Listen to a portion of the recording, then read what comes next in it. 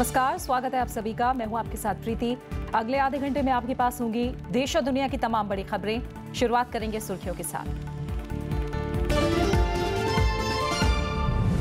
जम्मू कश्मीर में सुरक्षा बलों को बड़ी कामयाबी, 6 पाकिस्तानी आतंकी ढेर, वायुसेना का गरुड़ कमांडो शहीद।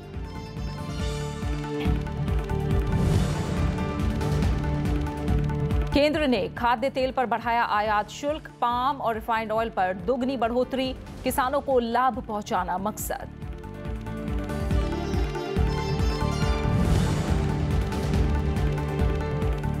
गुजरात विधानसभा चुनाव के लिए बीजेपी की दूसरी लिस्ट जारी, सूची में 36 उम्मीदवारों के नाम। हार्दिक पटेल के करीबी केतन पटेल बीजेपी में शामिल।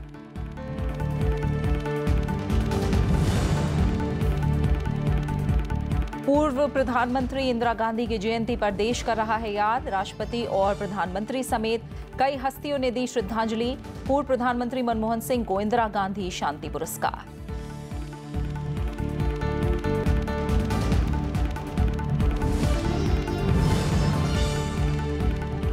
और 17 साल बाद भारत को मिस वर्ल्ड का ताज, हरियाणा की मानुषी छिल्लर ने जीता खिताब। प्रधानमंत्री समेत कई हस्तियों ने दी बधाई।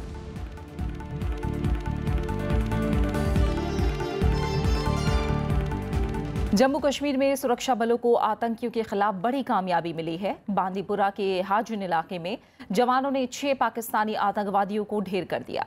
सभी आतंकवादी लश्कर-ए-तैयबा के थे। मारे गए आतंकियों में से एक 26/11 मुंबई आतंकी हमले के मास्टरमाइंड जकीउर रहमान लखवी का भतीजा था। मुठभेड़ में वायुसेना का एक गरुड़ कमांडो शहीद हो गया, जबकि एक जवान जख्मी हुआ है। आतंकियों के यहां छिपे होने की खबर के बाद अभियान शुरू किया गया था। सर्च अभियान के दौरान आतंकियों ने सुरक्षा बलों पर गोलीबारी शुरू कर दी। जवानों ने भी इसका जवाब दिया और सभी 6 आतंकवादी मारे गए। मुठभेड़ के बाद हथियार और गोला बारूद भी बरामद किया गया।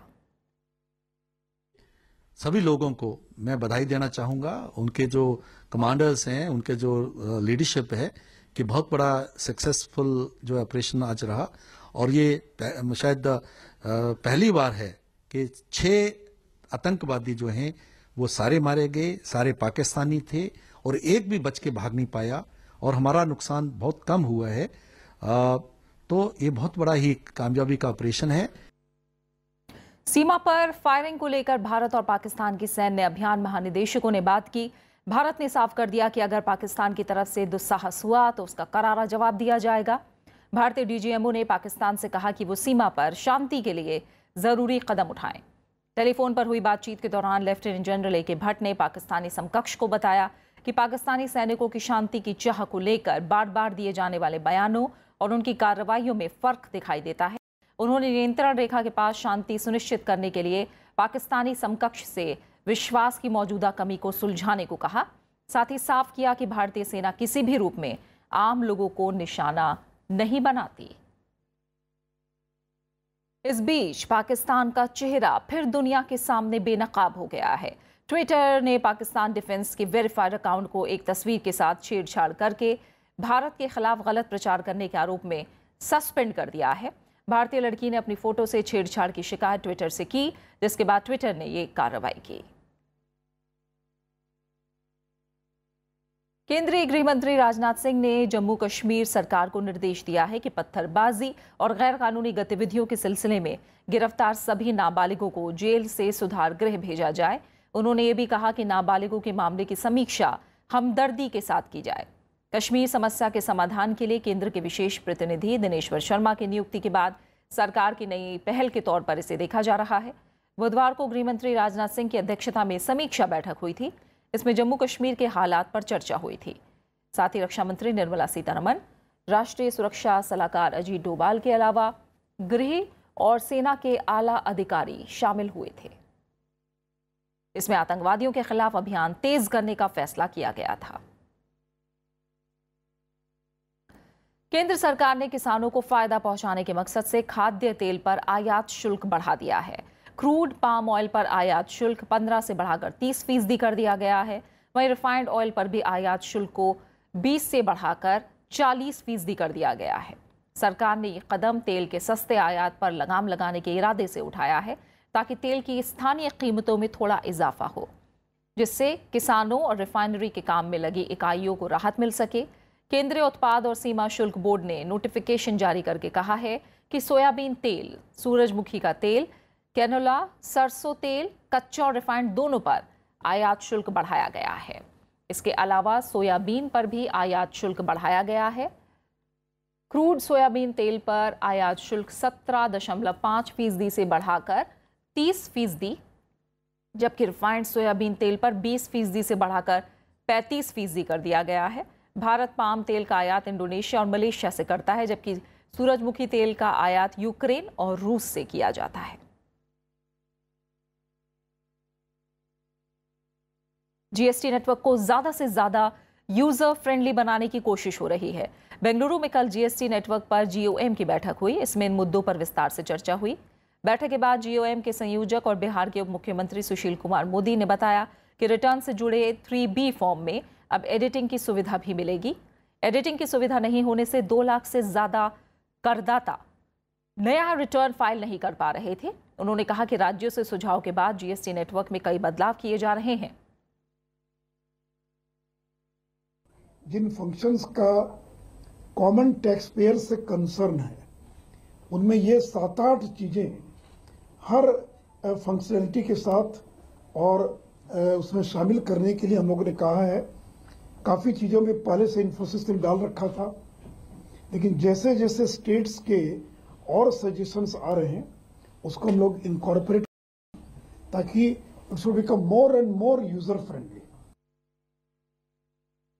इस बीच वित्त सचिव हसमुख अधिया ने व्यापारियों से जीएसटी दरों में कमी का फायदा आम जनता तक पहुंचाने को कहा है। रिवाइज एमआरपी स्टिकर भी लगाने हैं, लेकिन रिवाइज एमआरपी स्टिकर न भी लगे तो तुरंत जो कंपनियां हैं उनको अपना एमआरपी घटा के तुरंत इसके बारे में पब्लिसिटी करनी चाहिए, ताकि लोग जो है और जब स्टोर में जाए और किसी प्रोडक्ट सेल्फ से उठाए तो उसके ऊपर जो एमआरपी है उसमें से उसको 10% कम हुआ कि नहीं हुआ वो उनको पता चल सके। गुजरात विधानसभा चुनाव के लिए बीजेपी ने दूसरी सूची जारी कर दी है। सूची में 36 उम्मीदवारों के नाम हैं। इस सूची में 12 मौजूदा विधायकों को टिकट नहीं दिया गया है। इसके साथ ही पार्टी 106 उम्मीदवार घोषित कर चुकी है। राज्य में 182 विधानसभा सीट के लिए 9 और 14 दिसंबर को 2 चरणों में मतदान होना है। इस बीच हार्दिक पटेल के एक और करीबी और पाटीदार आंदोलन से जुड़े नेता केतन पटेल शनिवार को बीजेपी में शामिल हो गए। हालिया दिनों में हार्दिक का साथ छोड़ने वालों में चिराग पटेल के बाद बीजेपी का हाथ थामने वाले केतन पटेल दूसरे बड़े नेता हैं। आंदोलन था और आंदोलन के अंदर जो डिमांड उठी थी वो डिमांड ऑलरेडी गवर्नमेंट में पूरी कर दी है। समाज के 200 लीडर के साथ गवर्नमेंट ने बैठक की है और जो हमारी डिमांड थी वो सभी डिमांड गवर्नमेंट ने पूरी कर दी है। तो अब गवर्नमेंट के सामने आंदोलन करने का कोई सवाल नहीं है। अभी जो चल रहा है वो आंदोलन नहीं, लेकिन कांग्रेस के कुछ लोग जो आंदोलन में जुड़े थे और अभी जो सीजन है इलेक्शन का, तो ये इलेक्शन की टिकट के लिए सब कांग्रेस के ऑफिस में और दिल्ली सब चक्कर काट रहे हैं। सेंसर बोर्ड ने उससे पहले चैनलों के संपादकों को फिल्म पद्मावती दिखाने पर ऐतराज जताया है। साथ ही तकनीकी खामियों के चलते फिल्म के निर्माता को वापस भेज दिया है।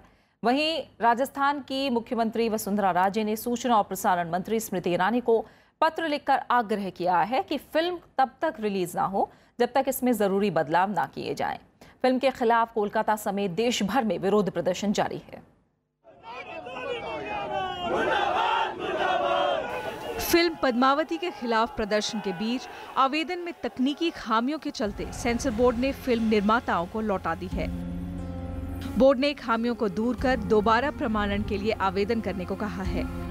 बोर्ड ने मीडिया के कुछ संपादकों को फिल्म दिखाने पर आपत्ति जताई है। सेंसर बोर्ड के अध्यक्ष प्रसून जोशी ने कहा, ये बेहद निराशाजनक है कि बोर्ड को दिखाए बगैर और उसके प्रमाणित किए बिना ही पद्मावती की मीडिया के लिए स्क्रीनिंग की गई। चैनलों पर उसकी समीक्षा हो रही है। सेंसर बोर्ड से पहले ऐसे फिल्म दिखाना गलत है। राजपूत करणी सेना ने भी संजय लीला भंसाली पर मीडिया को गुमराह करने का आरोप लगाया। हमारा ऐतराज है सेंसर बोर्ड में लगा हुआ है। हमारा ऐतराज सूचना और प्रसारण मंत्रालय में लगा हुआ है। बिना सेंसर बोर्ड से पास हुई हुई फिल्म वो फिर धोखा दे रहा है मीडिया वालों को। जिनको दिखाई है उनके साथ धोखा है, जिनको नहीं दिखाई है उनके साथ में तो नहीं दिखाई है, उनके साथ तो धोखा ही। फिल्म को लेकर सियासी बयानबाजी भी जारी है। कांग्रेस ने इस मामले में सूचना और प्रसारण मंत्रालय की भूमिका पर सवाल उठाया है। वहीं बीजेपी ने इस मामले में विरोध कर रहे लोगों को फिल्म दिखाकर विवाद खत्म करने की सलाह दी है। कोशिश करनी चाहिए कि किसी कम्युनिटी के सेंटिमेंट नहीं हर्ट होने चाहिए, और अगर है तो आप कृपा कर उसकी एक प्राइवेट व्यूइंग करा दीजिए उनके कम्युनिटी के लीडर्स को, ताकि स्पष्ट हो जाए मामला। आप कह रहे हैं कि मेरी तरफ से ऐसा कुछ है नहीं, उनको शक है कि आपने कुछ ऐसा डाला है। तो ये तो हम देख रहे हैं कि जहां आईएनबी मिनिस्ट्री को दखलंदाजी करना चाहिए कि पद्मावती को it should be allowed to be screen, वहां तो दखलंदाजी कर नहीं रहे, और जहां नहीं करनी चाहिए वहां दखलंदाजी कर रहे हैं। लेकिन इनका तो हर बात पे पॉलिटिकल एजेंडा रहता है। राजपूत करनी सेना का आरोप है कि संजय लीला भंसाली ने फिल्म रिलीज के पहले उन्हें दिखाने का वादा किया था, लेकिन अब वो ऐसा नहीं कर रहे हैं। करनी सेना ने 1 दिसंबर को फिल्म रिलीज होने पर भारत बंद करने की चेतावनी दी है। Bureau report, Rajya Sabha TV. दुनिया भर के मशहूर उद्यमी वैश्विक उद्यमिता सम्मेलन में 28 से 30 नवंबर तक हैदराबाद में जुटेंगे। इस सम्मेलन को अमेरिका और भारत मिलकर आयोजित करेंगे। सम्मेलन का उद्घाटन प्रधानमंत्री नरेंद्र मोदी करेंगे। दिल्ली में नीति आयोग के सीईओ अमिताभ कांत ने 28 नवंबर से शुरू हो रहे वैश्विक उद्यमिता सम्मेलन की जानकारी दी। ये पहला मौका है जब ये सम्मेलन भारत में आयोजित होने जा रहा है। सम्मेलन की theme women first, prosperity for all रखी गई। इसमें महिला उद्यमियों को खास तवज्जो दी जाएगी। हमारा मकसद है कि देश में हम स्टार्टअप्स को प्रमोट करें, इनोवेशन को प्रमोट करें। हमारा देश एक इनोवेशन और डिज़ाइन और एंटरप्रेन्योरशिप का देश बने। इसीलिए हम पार्टनर कर रहे हैं यूनाइटेड स्टेट्स ऑफ अमेरिका को ग्लोबल एंटरप्रेन्योरशिप समिट में, और इसकी जो मेन थीम है वो women first prosperity for all है। अमेरिकी राष्ट्रपति डोनाल्ड ट्रंप की बेटी और सलाहकार इवांका ट्रंप वैश्विक उद्यमिता सम्मेलन के अमेरिकी प्रतिनिधि मंडल की अगुवाई करेंगी। सम्मेलन में 1500 से ज्यादा प्रतिभागी और 300 निवेशक 150 देशों से हिस्सा ले रहे हैं। The biggest event to be inaugurated by the Honorable Prime Minister of India, in which Ivanka Trump and all these distinguished young people will participate. This will be the biggest and the best global entrepreneurship summit. Hyderabad में होने वाले इस सम्मेलन का मकसद देश में उद्यमिता के लिए माहौल को और बढ़ाना है।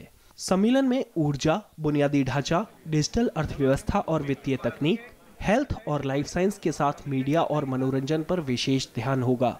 नवविक्रम सिंह, राज्यसभा टीवी। खबर जारी है, लौट रहे हैं एक छोटे से ब्रेक के बाद।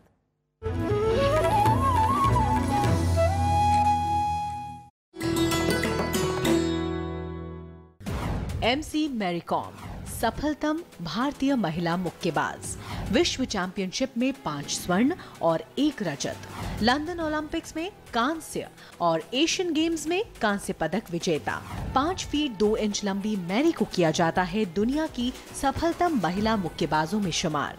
खेलों में वरिष्ठ योगदान के लिए उन्हें मिले हैं पद्म भूषण, अर्जुन अवार्ड और राजीव गांधी खेल रत्न पुरस्कार।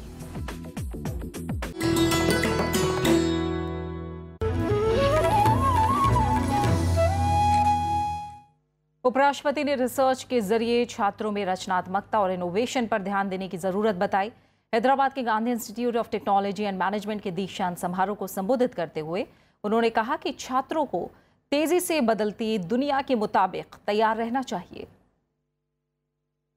उपराष्ट्रपति एम वेंकैया नायडू ने शनिवार को हैदराबाद में Gandhi institute of technology and management के 8वें दीक्षांत समारोह को संबोधित किया। उपराष्ट्रपति ने कहा, भारत बड़ी आर्थिक ताकत के रूप में उभर रहा है और युवा इसकी असली ताकत हैं। उन्होंने कहा कि दुनिया में तेजी से बदलाव आ रहे हैं और छात्रों को इसके लिए तैयार रहना चाहिए। All as you are aware, India is the threshold of emerging as a major economic power. My dear students, we are a world civilization, as I told you, with young population.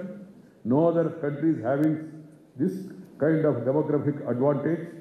So my earnest appeal to all my youngsters is dream big. Dream big. उपराष्ट्रपति ने पुरस्कार, medal और degree हासिल करने वाले छात्रों को शुभकामनाएं दी। साथ ही युवा छात्रों के साथ अपना अमूल्य ज्ञान साझा करने के लिए शिक्षकों की भी सराहना की। उन्होंने कहा कि कैंपस में कई बार व्यक्तिगत हित साधने के लिए छात्रों को बरगलाने की कोशिश होती है, इससे आगाह रहना चाहिए। उन्होंने कहा कि शिक्षा सिर्फ रोजगार पाने के लिए नहीं है, बल्कि सशक्तिकरण के लिए है। See, what is required for the society? What is the demand? Then supply. That also has to be kept in mind. And secondly, education is not only for employment. Education is for empowerment. Education will give you empowerment of knowledge. You can stand on your own. This has to be kept in mind. उपराष्ट्रपति ने यह भी कहा कि पढ़ाई के माध्यम के तौर पर हर राज्य में मातृभाषा को भी जगह मिलनी चाहिए। पंचानन मिश्रा, राज्यसभा टीवी। भारत और चीन ने माना है कि द्विपक्षीय रिश्तों की बेहतरी के लिए सीमा पर शांति जरूरी है। डोकलाम विवाद के बाद दोनों देशों ने पहली बार सीमा मसले पर बातचीत की। ये वार्ता बीजिंग में हुई। भारत की तरफ से विदेश मंत्रालय में संयुक्त सचिव प्रणय वर्मा ने इसमें हिस्सा लिया। प्रतिनिधिमंडल में दोनों देशों के सैन्य अधिकारी भी शामिल थे। बीजिंग में भारतीय दूतावास ने बयान में कहा कि वार्ता रचनात्मक माहौल में हुई। दोनों देशों ने भारत चीन सीमा के सभी सेक्टरों में स्थिति की समीक्षा की और भारत पर सीमा पर शांति बनाए रखने पर सहमत हुए हैं। ये वार्ता 2012 में शुरू हुई थी। दोनों देश अगली बार भी इस मसले पर चर्चा के लिए तैयार हो गए हैं। बात मौसम की। उत्तर भारत में मौसम ने करवट ले ली है। ऊंचाई वाले इलाकों पर बर्फबारी हुई, जिसके चलते श्रीनगर लेह हाईवे बंद हो गया है। उधर मैदानी इलाकों में हल्की बारिश से वायु प्रदूषण से कुछ राहत मिली है। जम्मू कश्मीर के पीर पंजाल इलाके में दूर तक फैली बर्फ की चादर। सर्दियों का मौसम आते ही बर्फबारी शुरू हो चुकी है। कश्मीर को देश से जोड़ने वाली वैकल्पिक मुगल रोड बंद हो गई है। पीर की गली और पुसाना के बीच 2 फीट मोटी बर्फ की परत है। शनिवार सुबह पुंछ और शोपियां की तरफ से वाहनों को आवाजाही की इजाजत नहीं दी गई। बर्फ जो है वो लगातार पड़ती गई रात को, और इस वक्त भी बारिश का समय बना हुआ है। लोगों से हमने गुजारिश की है कि वो पीसीआर ट्रैफिक से कंफर्म करके फिर अपने घरों से बाहर निकलें, क्योंकि रास्ते में कहीं दिक्कत आ गई, कोई पैसेंजर कोई बच्चा फंस गया बर्फ में, तो बहुत दिक्कत आएगी। क्योंकि ये कुदरती आफात भी है, ये नेचुरल प्रोसेस है। जब तक ये रुकेगा नहीं तब तक यहाँ पर सड़क जो है ये बंद ही रहेगी।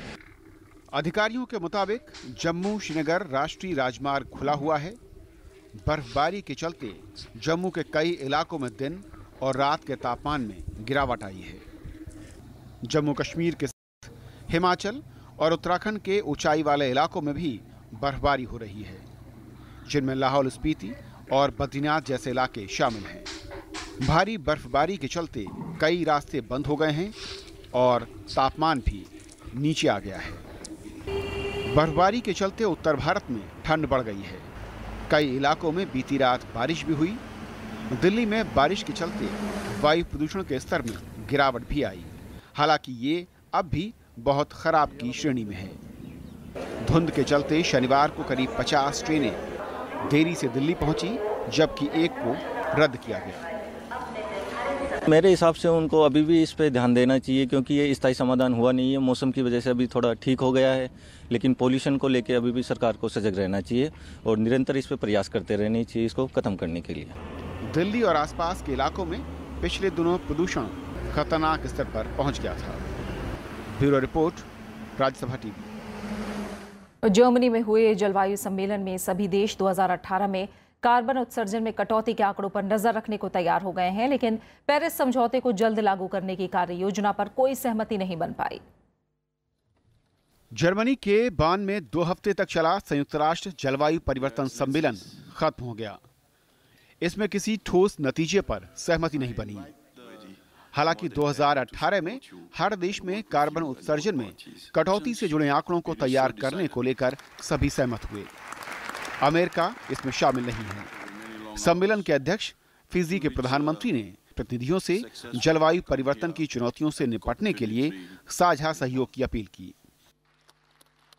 The Fiji momentum on implementation also welcomes with appreciation the design of the 2018 facilitative dialogue to be known as the Talanoa Dialogue. We have done the job we were given to do, which was to advance the implementation guideline of the Paris Agreement and prepare for more ambitious action through the Talanoa Dialogue of 2018.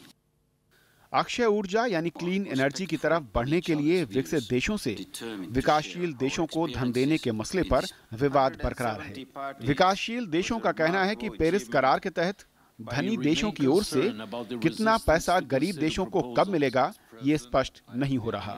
We remain concerned about the resistance to consider proposals from developing countries that call for greater transparency and predictability in the provision of information on finance from developed countries in accordance with Article 9.5 of the Paris Agreement. पहले विकसित देश 2020 तक विकासशील देशों को $100 अरब सालाना देने पर सहमत हुए थे। हालांकि इसकी रूपरेखा को लेकर विवाद जरूर था। भारत समेत विकासशील देशों के दबाव के बाद विकसित देश अगले 2 साल में जलवायु कार्य योजना पर बातचीत को तैयार हो गए हैं। भारत का कहना है कि विकसित देशों से वित्तीय मदद और तकनीकी हस्तांतरण प्रावधान फिलहाल संकट में है। भारत ने सामूहिक हितों के लिए जलवायु परिवर्तन को बड़ा खतरा बताया। हालांकि ज्यादातर वार्ताकारों ने माना कि पेरिस समझौते को जल्द लागू करने की जरूरत है, लेकिन अमेरिका की बेरुखी के चलते इस पर कोई ठोस नतीजा नहीं निकल सका। Report, Rajya Sabha TV. जिम्बाब्वे में शनिवार को हजारों लोग राष्ट्रपति रॉबर्ट मुगाबे का इस्तीफा मांगने के लिए सड़कों पर उतरे। जिम्बाब्वे पर सेना के नियंत्रण के बाद मुगाबे के इस्तीफे की मांग जोर पकड़ रही है। ये लोग राजधानी हरारे में आयोजित एक रैली में हिस्सा लेने पहुंचे थे। लोगों के हाथों में सेना का शुक्रिया अदा करने वाली तख्तियां भी थी। हालांकि मुगाबे के राजनीतिक भविष्य को लेकर सवाल बना हुआ है। सेना के नियंत्रण के बाद शुक्रवार को मुगाबे पहली बार एक सार्वजनिक कार्यक्रम में नजर आए। मीडिया रिपोर्ट के मुताबिक 93 साल के मुगाबे ने पद से हटने से इनकार कर दिया है। इसके बाद सत्ताधारी पार्टी के कई नेताओं ने उन्हें बर्खास्त करने की मांग की है।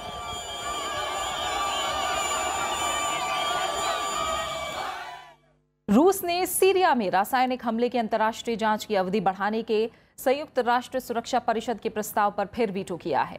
उसने संयुक्त जांच तंत्र की अवधि 30 दिन बढ़ाने के जापान के मसौदा प्रस्ताव को खारिज कर दिया है। जांच की पूर्व निर्धारित अवधि कल रात खत्म हो गई। सुरक्षा परिषद के 12 सदस्यों ने अवधि बढ़ाने के पक्ष में मतदान किया था, लेकिन रूस ने प्रस्ताव के खिलाफ वीटो का इस्तेमाल किया। चीन मतदान से अलग रहा और बोलीविया ने भी प्रस्ताव के विरोध में वोट दिया। रूस ने अपने सहयोगी सीरिया के खिलाफ सुरक्षा परिषद की कार्रवाई रोकने के लिए 11वीं बार वीटो किया है। अंतर्राष्ट्रीय व्यापार मेला कल से आम लोगों के लिए खुल गया है। मेले में उमड़ी भीड़ ने दुकानदारों और कारोबारियों का उत्साह बढ़ा दिया है। मेला 27 नवंबर तक चलेगा। चहलकदमी करते ये लोग व्यापार मेले में आने का अब तक बेसब्री से इंतजार कर रहे थे। प्रगति मैदान में टिकट का काउंटर नहीं होने के बावजूद लोगों ने मेट्रो स्टेशन और ऑनलाइन टिकट खरीदकर व्यापार मेले का आनंद लिया। हमें अच्छा लगा कि मतलब यहाँ अगर रहता तो बहुत ज़्यादा क्राउड होता, तो हमें स्टेशन से हमने मेट्रो स्टेशन से लिया और वहाँ पर बहुत ईजिली अवेलेबल था। मतलब कोई लाइन नहीं, कुछ नहीं, हमें एक बार में मिल गया। पर ये अच्छा कर दिया कि इसमें टिकट काउंटर हटा दिया है, जिससे भीड़ कम, बाहर लगना, लाइन जो लगती थी वो कम हो गई है। काफ़ी फैसिलिटी भी काफ़ी अच्छी है, घूम फिर के देखा, पहली बार ही आया हूँ मैं तो। मेले के आकार को लेकर कुछ दर्शक नाखुश नजर आए तो कुछ मेले की साफ सफाई से प्रभावित दिखे। इस बार बस जगह की थोड़ी ये कंस्ट्रेंट है, जगह कम है, और अदरवाइज पहले खुला जो बहुत सारे स्टॉल अलग अलग स्टेट्स के लगते थे वो नहीं है, थोड़ा लो स्केल पे हिस्सा है। स्टेट फेयर में मेरे को अच्छा लग रहा है बहुत ही, स्पेशली इस बार जैसे स्वच्छता का अभियान चालू है, साफ सुथरा है, हर जगह हमको डस्टबिन दिख रहे हैं और कन्वीनियंटली हम रख सकते हैं। दूर दराज से आए हुए दुकानदार दर्शकों की तादाद बढ़ने से काफी खुश नजर आ रहे हैं। आज से आम लोग आने लगे और भीड़ बढ़ गई है। लोग अच्छी पहाड़ी दालें खरीद रहे हैं, जूस खरीद रहे हैं, चटनी खरीद रहे हैं, घर के बने नमक हो गया, बढ़िया हो गई, ये अर्सिल की जो फेमस राजमा है, पुरोला का लाल चावल है, तो ये सब बहुत अच्छा बिक रहा है। व्यापार मेले में 22 देशों के 7,000 से ज्यादा प्रतिभागी अपने उत्पादों को प्रदर्शित कर रहे हैं। मेला 27 नवंबर तक चलेगा। इस बार मेले का विषय startup India, stand up India है। झारखंड भागीदार राज्य है, वियतनाम भागीदार देश है, जबकि किर्गिस्तान पर विशेष ध्यान है। आम लोगों के लिए व्यापार मेला खुल गया है। भीड़ को देखकर आप अंदाज़ा लगा सकते हैं कि लोग कितने उत्सुक और बेकरार थे व्यापार मेला में आने के लिए। हालांकि व्यापार मेले का टिकट का काउंटर प्रगति मैदान में नहीं है, फिर भी लोग ऑनलाइन और मेट्रो स्टेशन से टिकट को खरीद करके व्यापार मेले में आने के अवसर का लाभ उठा रहे हैं। कैमरामैन राज ठाकुर के साथ Mohammad Fateh Tipu, Rajya Sabha TV. Iron lady के नाम से मशहूर पूर्व प्रधानमंत्री इंदिरा गांधी की जयंती पर पूरा देश उन्हें याद कर रहा है। देश भर में कई कार्यक्रमों का आयोजन किया जा रहा है। राष्ट्रपति रामनाथ कोविंद और प्रधानमंत्री नरेंद्र मोदी ने ट्वीट करके उन्हें श्रद्धांजलि दी है। इस मौके पर उनकी समाधि शक्ति स्थल पर विशेष श्रद्धांजलि सभा का आयोजन किया गया है। पूर्व राष्ट्रपति प्रणब मुखर्जी, पूर्व प्रधानमंत्री मनमोहन सिंह और कांग्रेस उपाध्यक्ष राहुल गांधी ने शक्ति स्थल जाकर उन्हें श्रद्धांजलि दी। इनके अलावा कई वरिष्ठ कांग्रेस नेताओं ने उनकी समाधि पर श्रद्धा सुमन अर्पित किए। विशेष प्रार्थना सभा का भी आयोजन किया गया। आज संसद भवन के केंद्रीय कक्ष में भी पूर्व प्रधानमंत्री इंदिरा गांधी को श्रद्धांजलि दी जाएगी।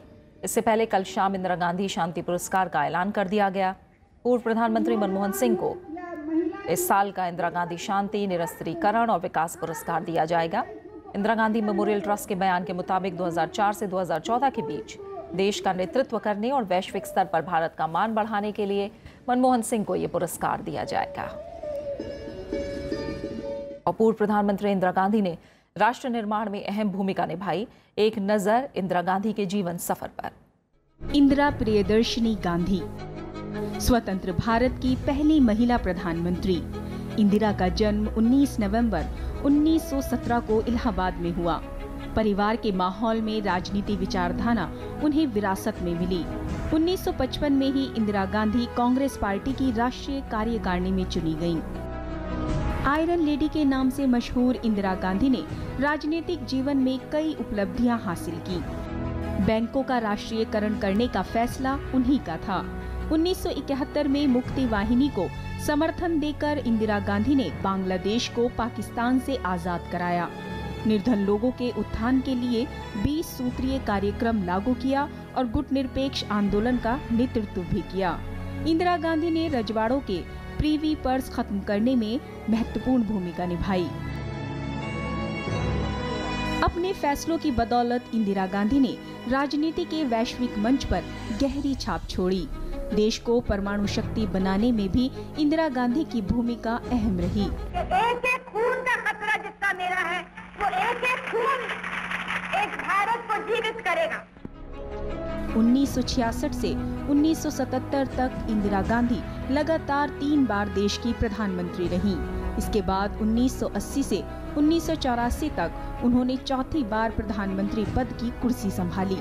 1984 में उनके अंगरक्षकों ने उनकी हत्या कर दी थी। Bureau report, Rajya Sabha TV.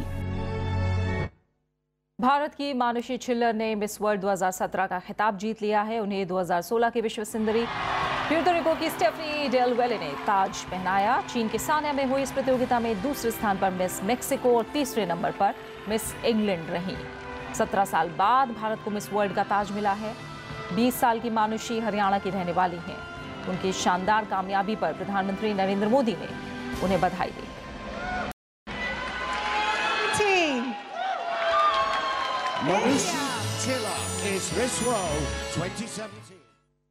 अब बात खेलों की। कोलकाता टेस्ट का चौथा दिन है। तीसरे दिन का खेल खत्म होने तक श्रीलंका ने पहली पारी में 4 विकेट खोकर 165 रन बना लिए। भारत की पहली पारी से वो सिर्फ 7 रन पीछे है और उसके पास 6 विकेट बाकी हैं। चांदीमल 13 और डिकवेला 14 रन बनाकर क्रीज पर हैं। इससे पहले भारत की पहली पारी 172 रनों पर सिमट गई थी।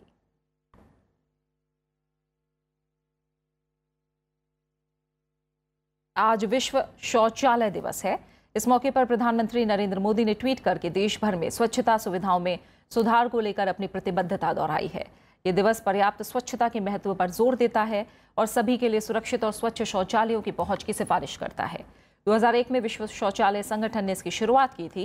ये दिवस अंतर्राष्ट्रीय स्वच्छता संकट की ओर ध्यान आकर्षित करने के लिए मनाया जाता है। और अब आखिर में हेडलाइंस। जम्मू कश्मीर में सुरक्षा बलों को बड़ी कामयाबी, 6 पाकिस्तानी आतंकी ढेर, वायुसेना का गरुड़ कमांडो शहीद।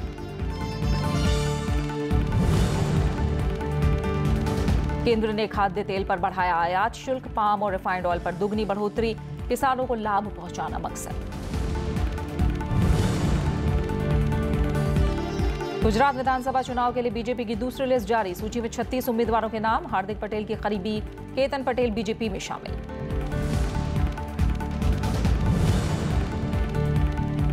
पूर्व प्रधानमंत्री इंदिरा गांधी की जयंती पर देश कर रहा है याद। राष्ट्रपति और प्रधानमंत्री समेत कई हस्तियों ने दी श्रद्धांजलि। पूर्व प्रधानमंत्री मनमोहन सिंह को इंदिरा गांधी शांति पुरस्कार।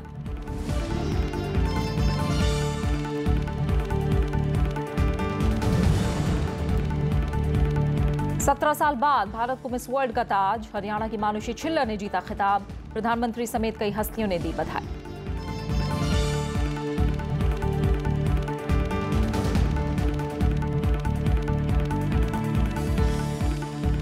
और इसी के साथ फिलहाल सुबह 9 बजे की खबरों में मेरे साथ इतना ही। नमस्कार।